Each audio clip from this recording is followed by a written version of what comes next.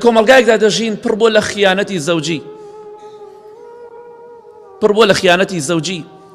پیاوێکی داما و ژنێک دەهێنێ دەستی خەڵک ماچەکە، مەسروفیەکە، مارەی دەداتێ، ئاڵتوونی بۆ ئەکڕێ، خزمەتی ئەکا، لەولاوە ئەو خیانەتکاری ناپاکە ئەچێ لەگەڵ پیاوێکدا ڕادەبێرێ و بە حەرامی لەگەڵیدا دەخەوێ بە بەلاش.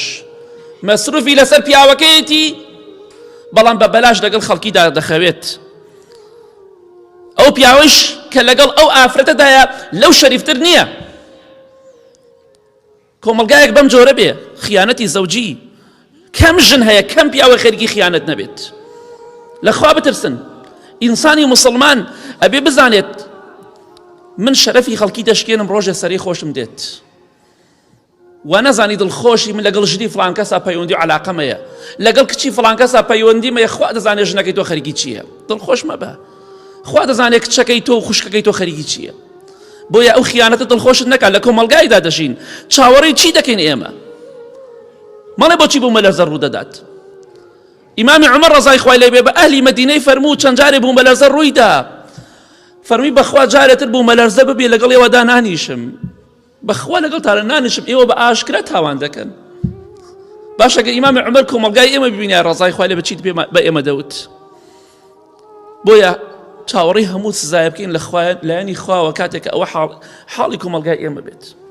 یاخوا شەرمەزار و ڕوڕەش و خەجاڵەت بن ئەو ژن و پیاوانێک کە خیانەتەکە، یاخوا شەرمەزار و ڕوڕەش بن ئەگەر ئەهلی هیدایەت نین. کاتێک کە ئاوا بەو شێوەی خیانەتی زەوجی دەکەن و ماڵی خۆیان و خەڵکیش تێک دەدەن، یاخوا ئەو پیاوانە خەجاڵەت و ڕوڕەش بن کە ماڵی خەڵکی تێک ئەدەن، ژنی خەڵکی هەڵەگەڕێن و کچی خەڵکی هەڵەگەڕێنەوە. یا ڕەبی خوا نمونەیان زۆر نەکا و کۆمەڵگا لەو پیس و پۆخەڵانە پاکاتەوە. بەڵێ خۆشەویستان، ئێمە چاوەڕێی چی دەکەین؟ کۆمەڵگایە بەم شێوەی بێ، خیانەتی زەوجی تیا بێت.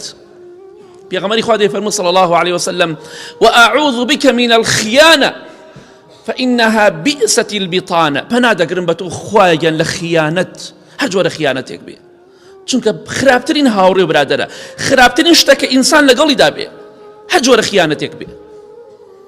ئەمڕۆ چەندەها کەسەیە دەناڵێنێ بەدەست ئەوەی کە خیانەتی لێ دەکرێت لایەنی برادەرەکەی خۆیەوە. خیانەت نەوعی زۆرە، لەگەڵ تایە مرۆڤێکە لەو دیوارەکە مرۆڤێترە. پەنا بەخوای گەورە.